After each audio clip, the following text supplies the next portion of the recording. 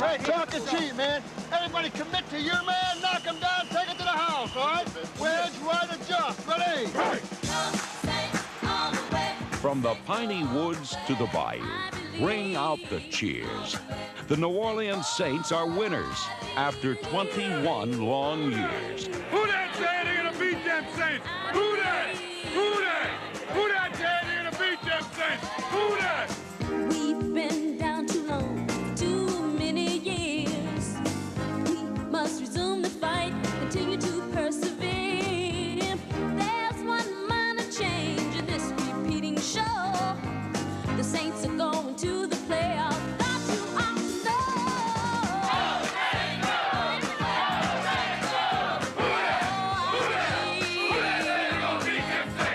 Montana to hold. Snap is back. It's blocked by Sutton. Picked up by Poe. There's nobody in front of him in the goal line. He's going to go all the way for the touchdown.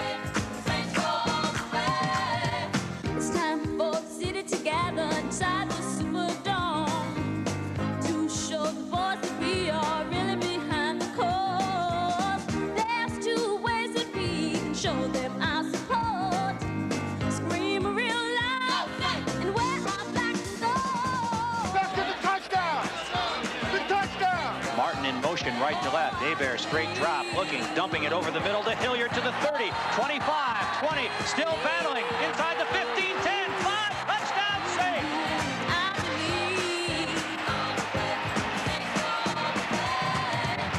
I believe the time has finally come to journey on our track to number one.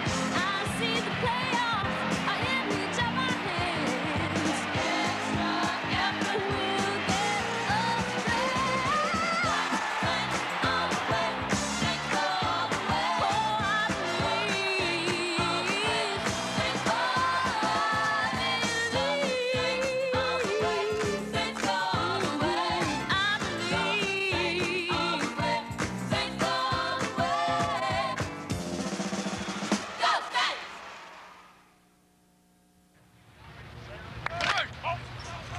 In muggy Metairie, Louisiana, the Saints and head coach Jim Mora prepared for the season opener.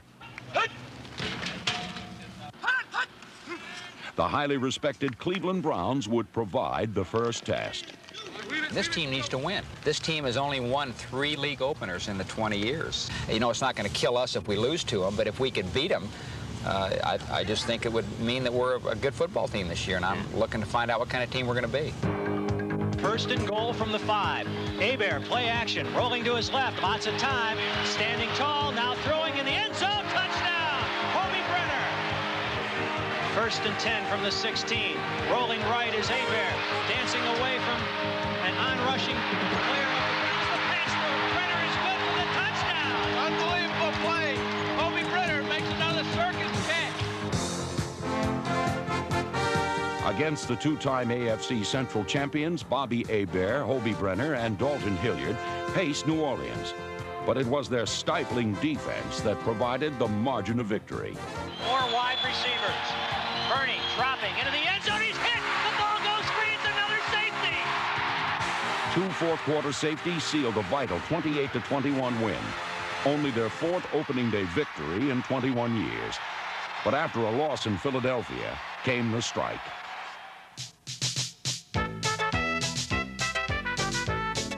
Fourcade out of the shotgun, 2nd and 10 from the... While there was far more madness than method, a diverse collection of irregulars managed 2 wins in the 3 replacement games. 45 to the 50 to the 45 of the Saints. The ball comes loose. Another Ram has picked it up. This is alignment. This one's going to be seen on the highlights for a long, long time. 28 looking to lateral it. The ball goes loose and the Saints have it. It's Fourcade. He's got it at the 40, 45, 50. Continuity was lost. The regulars were rusty. And when the strike finally ended, these young Saints needed a leader more than ever before. Jim Mora was precisely that man. Coaches in the past have said you guys are professionals, you know what to do, what it takes to win, and it's never gotten done. Jim Mora makes sure that it gets done. Jim Mora grabbed hold of the Saints and didn't let go. Not until he tore them apart and rebuilt them in his own image.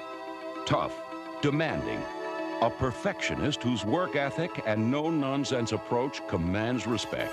He's an outstanding taskmaster. He's a guy that's, I guess the term, and my dad used to use this, I'm hard, but I'm fair. And he is, you know, he works your butt off. He has rules that you must live by. And if you don't want to live by his rules, you won't be around. You know, you don't have to love the guy, you know, as long as you can respect him as a human being and as a coach, and I think that's very important. When I was with the Saints, we scrimmaged often the Dolphins, and it's a lot of Shua in Jim Mora. He doesn't worry too much about pleasing the players. He just works them, but they respect him. Well, I think it's important that you're respected. I think that's extremely important. I think if players do not respect you, they have a hard time playing for you. I think everybody wants to be liked, and I would like to be liked, but it's not important to me that I'm liked. I'd rather be respected than liked. If they don't like me, that's too bad. Mora's winning mission propelled the Saints as the regulars returned to face the 49ers, the class of the division. Few expected this game to alter the course of Saints history, yet its impact and its aftermath could be felt for the rest of the record-setting season.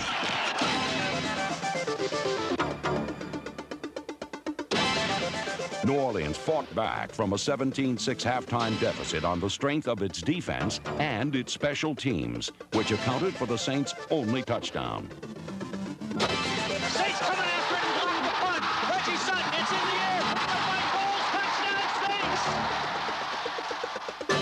Saints! With 7 seconds remaining in the game, the Saints had a shot to win, to prove themselves as real contenders for the NFC West crown.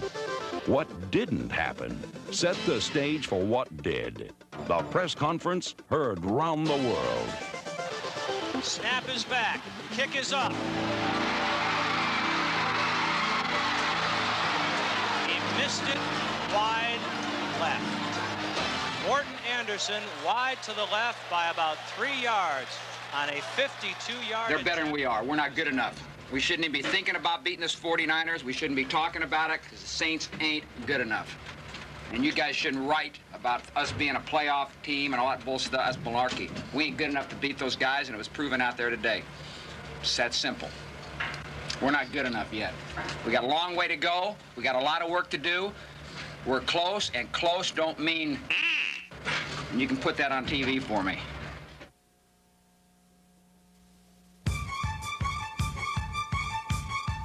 Jim Mora's emotional press conference became a rallying cry for the Saints. I think it was something that shook the guys, woke everybody up, and made guys think, hey, we better get the ball rolling. Hey, it did something for the team, did something for the players. You know, coming close doesn't get it, and he made the point very clear.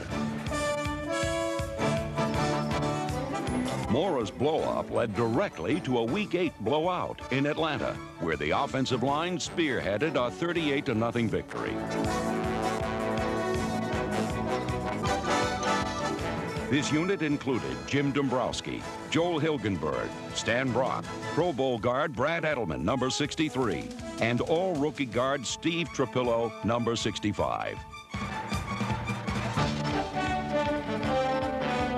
Dalton Hilliard ran for 2 of the Saints' 4 rushing touchdowns, and the defense ran roughshod over the Falcons.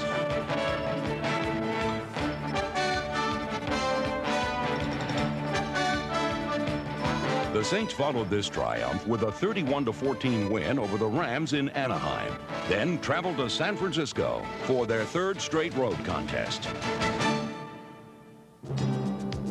In a rematch against the division-leading 49ers, the Saints' quest for revenge proved to be a smashing success. In a case of poetic justice, Morten Andersen got the opportunity to erase a 24-23 deficit with a little over a minute left in the game. Well, here we go. Morten Andersen has a chance to be the hero as he had the chance in the first game and became its GOAT. Snap is back. Kick is up. Kick is on its way. It is short, and it is just over the crossbar and good. Woo. Oh, baby. Everybody off the Saints bench to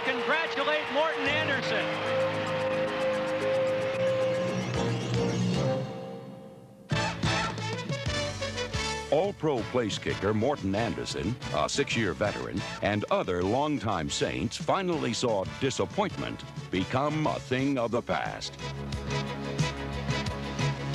In the past, as at the start of the year, the dreams are all there, Super Bowl championship, and then as our seasons have gone on, all your dreams have sort of narrowed down. We've dreamt then of being just in a playoff and finally to have a winning season, then maybe just to win one more week or to keep a coach.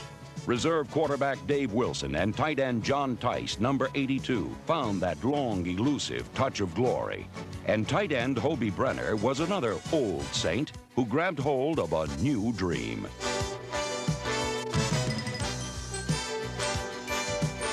Cornerback Dave Waymer earned Pro Bowl honors in his 8th season with the Saints. Waymer helped the defense post an NFL-high 48 takeaways. Another prime mover in a push-and-shove world was nose tackle Tony Elliott, number 99. The veteran nucleus of one of the league's stingiest defenses also included number 73 Frank Warren, Jim Wilkes, number 75 Bruce Clark, and Ricky Jackson, whose look of determination perfectly matches his playing style.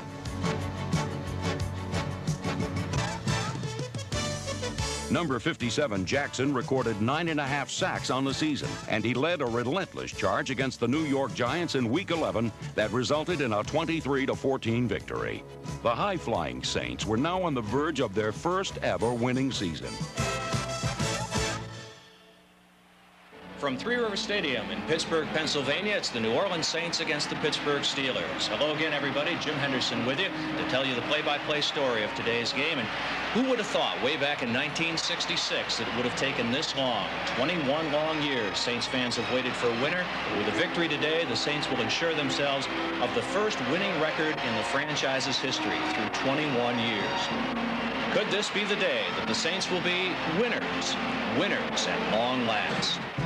But the Saints looked sluggish in the early stages of their 4th road game in 5 weeks. At halftime, they trailed 14-3.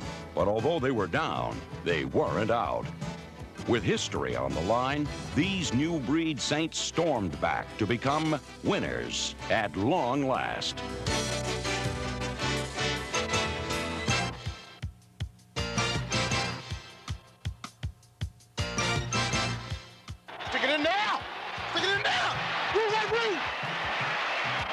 Give this to Mays, trying the right side. He's still trying to turn the corner. He will do so and get in for the touchdown. Straight drop back by Bobby. Looking, throwing in the end zone. He's got Eric Martin. Touchdown, Saints! Right now, we're going to start doing some work. Right now. And this will be, obviously, the play of the game. Malone is looking at a 4th and goal from the Saint 1-yard line. The Saints are leading 20-14. 4th and goal from the 1. Pitching it to Pollard, sweeping left. He stopped short of the goal line. The Saints have held him. The Saints have held him inside the 1 on 4th down, and the ball will go back to New Orleans. The Saints are winners for the first time in 21 years. The Saints are going to take a 20-16 victory back home to New Orleans, along with their first winning season ever. By achieving this, people can no longer say and write and talk about that the Saints are the only NFL team never to have a winning season.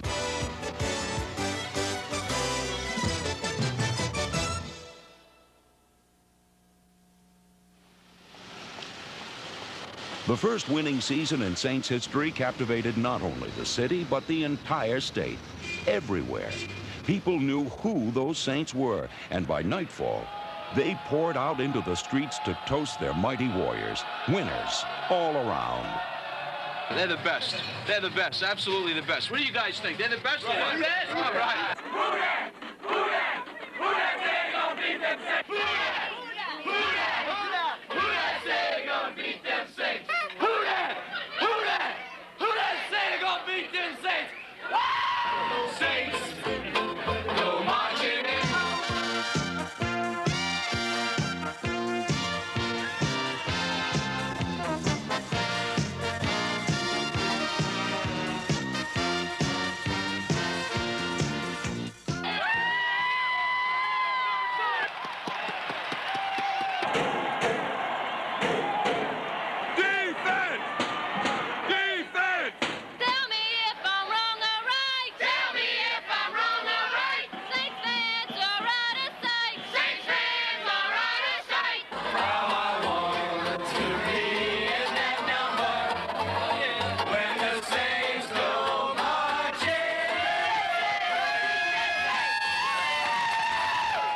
While no one boogied like owner Tom Benson, dancing in the Dome spotlighted the young Saints.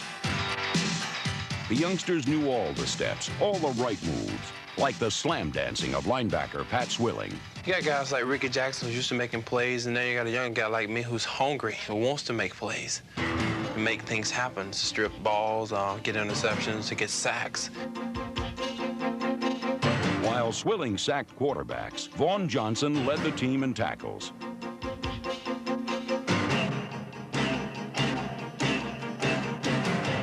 Young ball hawks like Van Jakes, Gene Atkins, and Brett Maxey manned the secondary. But the leader of this thieving defense was Pro Bowler Sam Mills. Well, I feel like I have to be like a madman on the field. I can't be my regular relaxed self. Just go out and feel like nobody can stop you. You feel like nobody can block you. Nobody can break a tackle or run by you.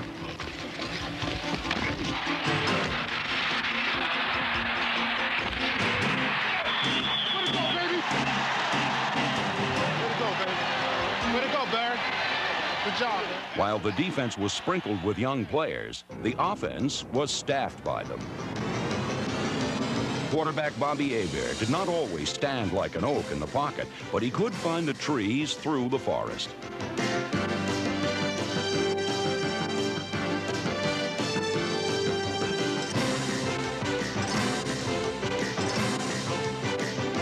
Behind this young general marched a corps of youthful impact players like Lonzel Hill, Mel Gray, and number 86, Mike Jones.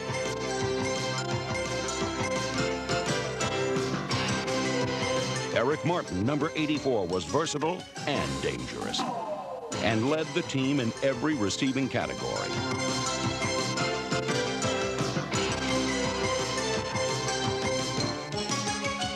There was no sophomore slump for Pro Bowl running back Reuben Mays. In a strike-shortened year, the NFL's third leading rusher came up a few strides short of his second 1,000-yard season. While few carried the bread like Reuben Mays, on the Saints, number 36 carried half a loaf. Reuben Mays is a great back, but so is Dalton Hilliard. And I think in the NFL today, you need to have two great running backs. You know, the beating that they take and kind of the ball control offense that we are both with the run and the pass, that we need those type of running backs. 1st and 10 from the 30 of the Falcons. Hilliard sweeping left. He's got runners in 20, 15, 10, 5, touchdown Saints.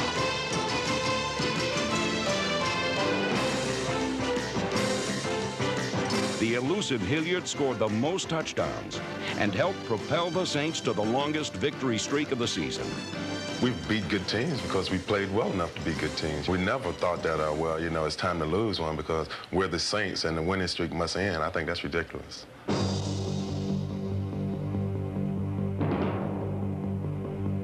It was ridiculous, ludicrous, if not downright impossible, to expect the Saints to keep the winning streak intact against the Bengals. But the defense did not allow another score, and Dave Wilson quarterbacked the Saints to 38 unanswered points. Wilson dropping back, throwing, looking in the end zone for Jones. Caught for the touchdown. What a finger! Buford Jordan scored 2 touchdowns in the dramatic 41-24 comeback. And 8 straight victories became 9 in a 33-24 win against the Packers in the season's finale. The 21-year-long nightmare became a dream season, where 12 victories became stepping stones to the playoffs. Good things come to those who wait, and the people here have waited 21 years for this. It's a fantastic feeling, and I know one that you must cherish as a former player. Well, I do. It's a unique organization in that the Saints came to New Orleans in 1967. So these fans are great football fans in the South. They've been very loyal to this team. Been a lot of lean years. They've waited a long time. Dalton Hilliard behind Hebert on 2nd and 10. Bobby looks to throw again into the end zone for Martin. Touchdown! 3 wide receivers. Wilson drops, stands at his 45, throws it for all he's worth down the far sideline. It'll be a jump ball at the goal line. Was it taken in by the Vikings? It may have been. It is. It looks like Hassan Jones on that jump ball in the end zone for the touchdown. A blessed season was cursed by a Hail Mary. 21 years season ticket holder, my friend. And I'll stick with them, too. I cried when they came on, and I'm crying now. Great season. Great season. A great season indeed. One that enraptured and enthralled a city and the state. In 1987, the New Orleans Saints ascended from the dungeons of pro football Thank God for the Saints. to the seat of the throne in the NFL. Looking back, I think we had one fine season here, you know, and we should be able to walk away with our heads held high and be proud of what we've accomplished here. You know, we can look back and say, hey, we did a good job during this year. We know how to get there. Let's just see if we can do something the next time we get there. And we're looking forward to 1988, and we got a good team, a great coaching staff, and I think we're ready to roll. You can't take away the fact that this team won 12 games this year and had the second best record in the National Football League, and I'm very proud of what this team's accomplished. Proud for them and for the whole organization. Very proud.